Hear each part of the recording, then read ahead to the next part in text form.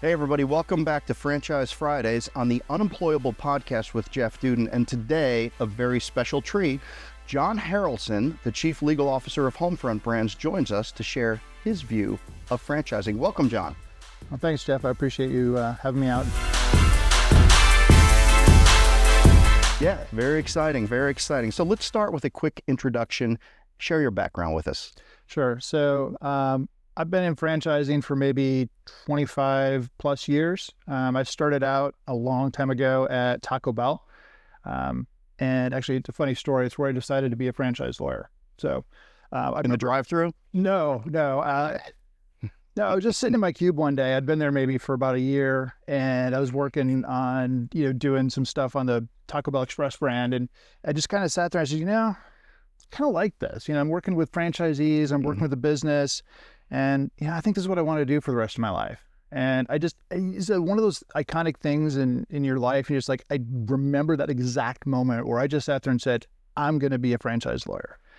And from there, I went to Valvoline. I worked for ServiceMaster, been at ServPro, Power Brands, been with a lot of franchisors. But actually, Homefront Brands is one of the favorite places I've been. And I think that's because we've got to be here from the start. Yeah. So share a little bit about what you do here at Homefront Brands and how you work with the franchise owners.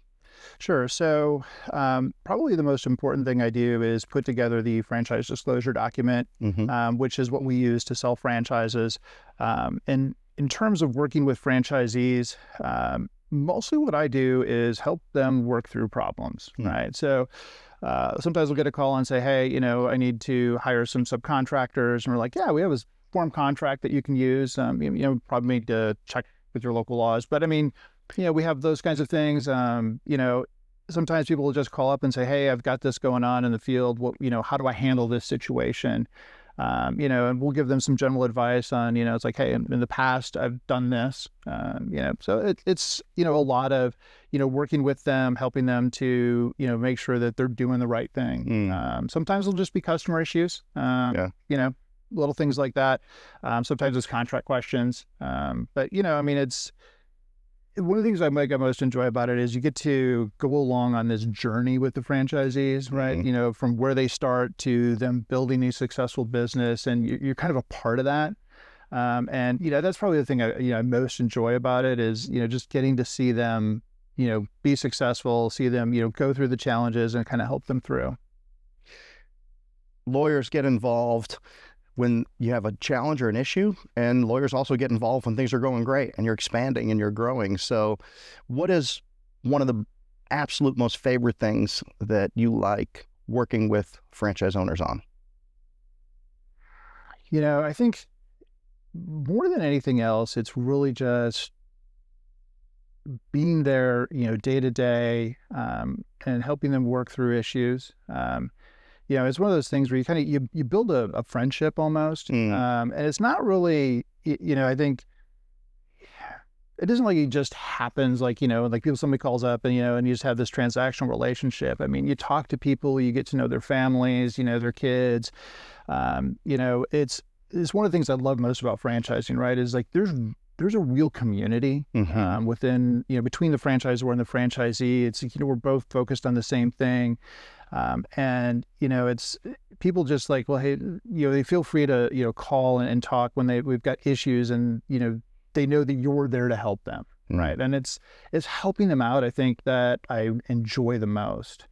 And, and it transcends where I'm at today. Just 2 weeks ago, I had a franchisee at a different company that called me up and said, hey, do you have a few minutes? And I'm like, yeah, what's going on? And, and he's like, I have this really weird situation, and how do I deal with it? And so we spent maybe 15 minutes on the phone, walk through it. And at the end, he's like, yeah, I'll do that, and I'll let you know what happens. And, at the end it worked out. So, but that's the kind of relationships that, I think, we have with franchisees. That may not be the case with everyone at every company, but it's those relationships. I just, love talking to them, love helping them out through things. It could be that, it could be like even something more simple, right? Like, how do I set up this company, and, how do we, navigate through funding or other things, but there's a lot of stuff that we get involved in. So. but like I said, helping them out is the thing I enjoy most. You said we're both working on the same things, or we're both working to accomplish the same things. What do you mean by that? So I think when you look at franchisors that are the most successful in the industry, the one thing they have in common is they are focused on the success of their franchisees, right? So when we're working on the same thing, what I mean by that is if our franchisees aren't successful, as a franchisor, we'll never be successful. Right. So we have to have that focus of what we do every day has to be for the benefit of the franchisee and for the benefit of the system as a whole. And, that I think sets franchising apart from, just company run operations because, there it's all about dollars and all this other stuff. And like I said, with franchising, it's more about the community and everybody is invested in the success of each other, right? The neighboring franchisees, they work together on projects, and it's that huge community of knowledge. Where else are you going to get 50 other people that are doing the same thing you're doing, that are willing to actually share their Right. best practices? And the mistakes that you can avoid by being in a franchise, right? That's one of the most powerful things about the whole model, Right. Is, you really just, you get this group of people and, you can just call them up and they're like, oh yeah, I dealt with that. Here's what we did. Or yeah, don't do this because, I made that mistake and this is why it turned out bad. And that is the genius of franchising is you just have this huge network and you don't have to build it. It's there. Yeah. Business is competitive and every little edge that you can get helps. Yeah, absolutely. That's really what it's about. I think that's what makes franchising easier than, doing business on your own. So you've talked about the community. What other reasons might somebody want to get into franchising today? I think the biggest reason obviously is that community of people. I do think though that franchising as an industry it's got this evolution that's going on, right? So you see it in some brands, you don't see it in others, but one of the biggest trends that I see is you're having private equity investment come in on the franchisee side. Okay. Right. So it used to be, you would see private equity buying franchisors and that's still going on, but I think the future, and I think why, if you're an entrepreneur who wants to build a big business, but there's usually a point in time where you hit a wall, right? Where you're like, okay, maybe you don't have the skill set to really scale beyond a certain point, or maybe you don't know how to do the financial, controls and the engineering, or maybe you just don't have access to capital, right? But those are the things that when I see where franchising is going, if you can build a business to, 5 million, to sort of that it's a big business, but it's not huge. Private equity is moving in with those franchisees that are successful. Right. And they're giving them, professional management on how to grow an organization and scale it. They're giving them, the financial, sort of how to run finance, I think a lot more tightly and efficiently. And they're giving them access to capital to really grow to that next level. Right. And, the smart franchisors are embracing that. And so I think if you want to get into franchising, you want to build a big business, but then you want to have the opportunity to really grow. This is like to just explode that growth. Franchising is probably a much better path to that than trying to build it on your own. Right. Right. Over the years, you've engaged with thousands and thousands of franchise owners in your various roles, doing renewals, and probably 10,000 franchise owners. I don't know, but you've done a lot. You've been with large companies. What would you share about who an ideal candidate might be for a franchise in your experience? So, probably the three most important things are you have to be intuitive. Okay. You have to be really smart. And you have to have grit. And of that, grit is the most important, right? You have to be willing to grind it out. Look, you're going to have days where you crush it, right? You're out there and you're just like, this is awesome. And you're going to have the next day could be exactly the opposite, right? Right. You've got to kind of build your network to kind of support you through those bad days. But, when I look at, who's going to be a good franchisee, it's that I just can't fail attitude. And sometimes, you'll see somebody walk in, this is my favorite franchisee. I was doing a training with one of the companies I worked with, and I saw this franchisee walked in, and he's rough, right? Yeah. I mean, he's tattoos, he's got some, earrings, and, he's got this scraggly beard. I mean, and, you're like, I don't know. And I kind of wonder, right? and anyway, and his name was, what he went by was Rooster, right? So colorful guy, colorful nickname, right? And Rooster. Yeah, but I mean, he was smart, and he paid attention, asked questions, and somebody paying attention in a legal presentation is a step up, just to start with, right? Absolutely. But about 6 months into his business, I'll play this interview just to go to sleep at night. Yeah, it's awesome. So, but it was about 6 months in, we had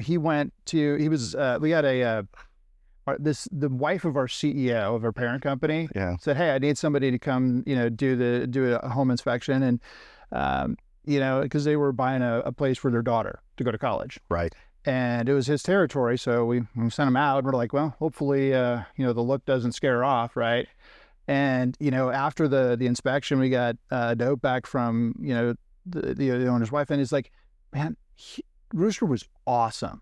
I absolutely loved working with him. This is rave review, right? And, we kind of went into it, and I'm like, I don't know. But, I mean, that's the thing is, like, anybody can be a good franchisee if they just have that desire to just grind it out, and, they're personable, right? I mean, sure. It is a business. Everything's kind of sales, right? You got to be good at that. But it's building confidence in people, and it doesn't matter what you look like, right? The conversation that I've had 100 times is, how do you pick the right franchise owners? My experience is sometimes the more experienced on paper that might look more qualified end up being the least successful franchise owners, and then somebody that comes in that you're concerned about giving it to become your rookie of the year and your franchisee of the year and all of that. And it's very difficult to measure somebody's heart and their desire and their willingness. I have not been able to find an assessment tool that will actually give you a true picture of how people are going to participate in the franchise brand. So to your point, it's that is an incredible story. And I think if somebody's out there thinking about joining a franchise and they're not sure if they're right, I mean, I think the first thing you need to do is look in the mirror. Yeah. And say, how bad do I want it? Am I willing to show up every day? Am I committed to it? Do I have that grit that you're talking about? And that's a great point for anybody out there that's at that inflection point in their life, thinking about what's next for them. John, what are some common misconceptions people have about franchising?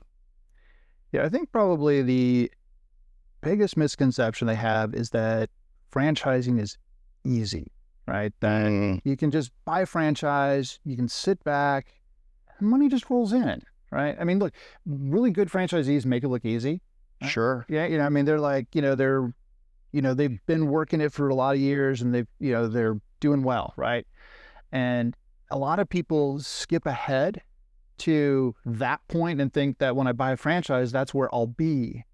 And they ignore all the work, all the, that grinding it out, all the bad days, all the tough times, can I make payroll? Can I do, all of that stuff that they had to go through to get to that success. I think franchisees sometimes, they get this vision in their head that it's just going to be like, boom, I'm there. But it's really that hard work. You got to go through that to be successful.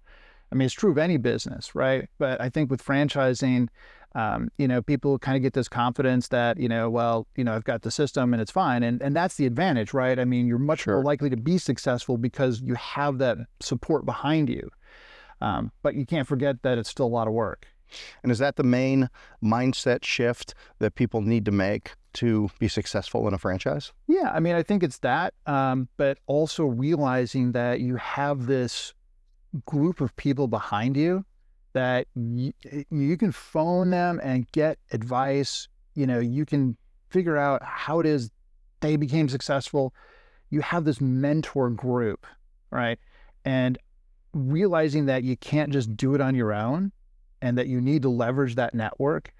If you're going to be a successful franchisee, that is the mind shift I think that matters most, is you know, being humble enough to say, I can't do this on my own, right? And then going to your neighbor, going to your business coach, whatever, right? And just getting that advice, and then having the humility to actually follow it, right? Yeah. So intellectual arrogance.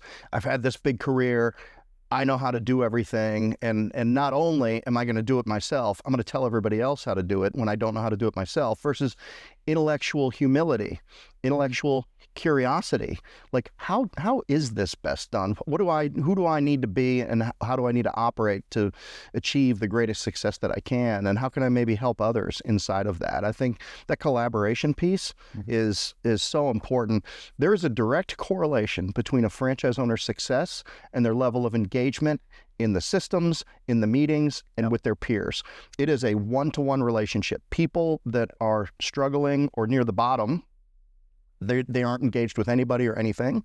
People that are near the top are engaged with everybody and everything. And it's just an incredible proxy to how people are going to operate. And you can see it early. Yeah. Unfortunately, we can't see it before they get awarded, but you can definitely see it early. And we can intervene in those situations and hopefully get those people to get engaged and, get involved and make a difference. You've had the benefit of working for some of the largest brands in the United States and maybe even in the world. What differentiates a great franchisor from a less great franchisor? So I think the most important thing is that the franchisor is invested in and truly cares about the success of the franchisee, right? So they are oriented towards what are we doing to help the franchisee, whether it's investment in technology, whether it's, helping, do education and training, whether it's putting together, systems to help them scale and hit next levels. Whatever helps that franchisee be successful at sort of that unit level economics, the franchisee is focused on that will be successful because they're so invested in the success of their franchisee. The natural byproduct of that is a successful franchisor, right? And you will also find that when you invest in the franchisees and you actually care about them, right? I mean, you will build that trust that allows them to trust you in the system. And, people that trust the system, people that trust their franchisor, they just go forward, they do stuff, and their businesses are successful. Right. And it looks different at different companies, right? So when I was at Taco Bell, they had what we call the how we work together principles. Right? Okay. And, that was David Novak. And, he's just a giant in the industry. Yeah. And, it got everybody on the same page.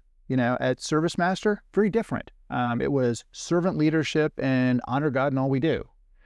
And, that built a community of common belief and, and commonality amongst all the people. And that allowed people just to work together because they all had sort of this same core value set. And people were living those values. And, so like I said, every place can be a little different on how they approach it. But if you don't have that core values, if you don't live those core values, you're not focused on the success of the franchisee, you will not be successful. You will not be a great franchisor, that's for sure. Yeah. What are some things that people overlook when they're joining and choosing a franchise brand? So I think a lot of people focus on the numbers, how much cash do I invest, how much can I make? They kind of look at the transactional side of things. I think what's more important are the intangibles. Who are the people that you're getting into business with? What have they done? Have they been successful in franchising? Do they have integrity? What is their core values? Ask questions like, well, how do you guys deal with adversity? When you guys have a problem, right? What do you do? And, do they have examples of how they live out the values that they talk about, right? I think those kinds of things are really important because what matters most is what is the franchisor going to do when you reach adversity, right? Because it'll happen, right? Like during COVID, everybody was, freaking out. The best franchisors said, how can I help my franchisees through it? Yeah. Maybe it's fee relief. It's like all sorts of things that they could do, but find a way for them to do the business they can do, work through, getting maybe exemptions from the stay-at-home orders, whatever it was, right? I mean, that's the kind of stuff where, you've got to, as a franchisee that's looking at a company, ask yourself, has that company proven to me that if things go south, they're going to be behind me? Fair enough. Is there one glaring mistake that you see new franchise owners make that maybe are less successful? They don't trust the system.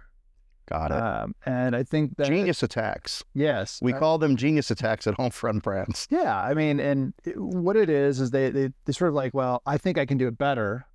And then they end up so focused on, fighting the system and trying to figure out a better way to do things, they don't focus on operating their business. Right. And it's just a lack of focus, right? And they're focused on the wrong things.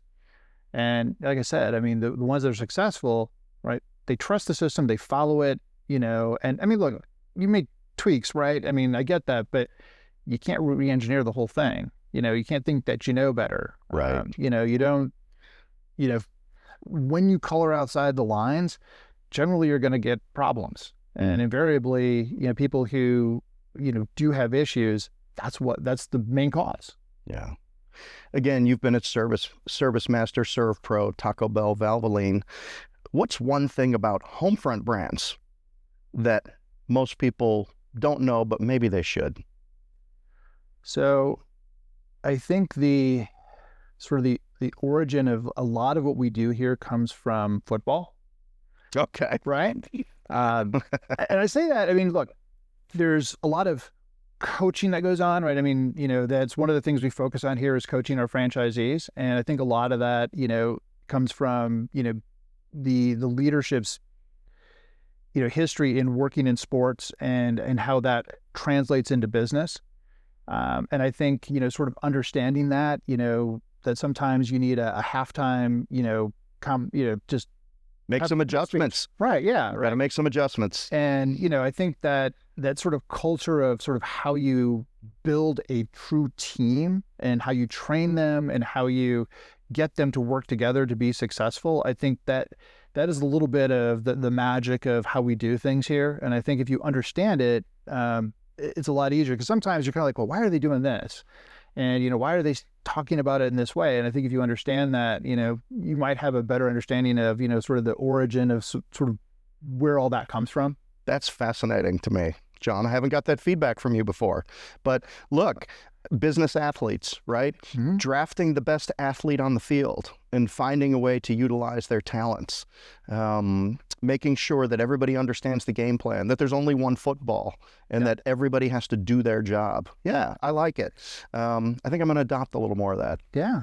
We'll go deeper into the football thing. Whistles for everybody. That's right. All right. Fair enough. That's great. Franchising in general, what trends do you see next 3 to 5 years? Yeah, I mean, I think you're going to see a little bit of a consolidation. Okay. And I think that's going to happen at 2 levels. I think you'll see it at the franchisor level, where people will build platforms. I mean, it's a little bit of what we're doing, but I think you're going to see, continue to see that. Sure. In a lot of spaces. I think you're going to see that on the franchisee side, where, particularly in, some of the retail brands, you're going to have people rolling up on the franchisee side, the ones, at least the businesses that are successful. Yes. And as I mentioned before, I think you're going to see franchisees that are successful in their brand bring in private equity to get them to the next level. And I do see that as more of an emerging trend, because a lot of franchisors are very hesitant to bring in private equity on the franchisee side, right? Because you've got issues that maybe aren't fully aligned, right? So franchising generally has been, well, we want the individual, we want that community, and I think if you bring in private equity in the right way, you maintain that, personal touch that you have with franchising at the local level.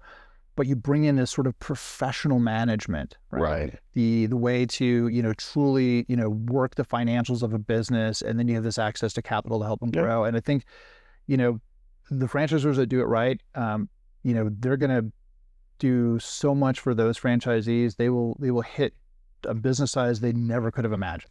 There's example after example of that in the industry, not only with just pouring resources into the right areas, but strategy, like where to point, where to aim, what markets can we exploit, how can we help franchise owners win more quickly in these areas. I agree with that. It has to be done right.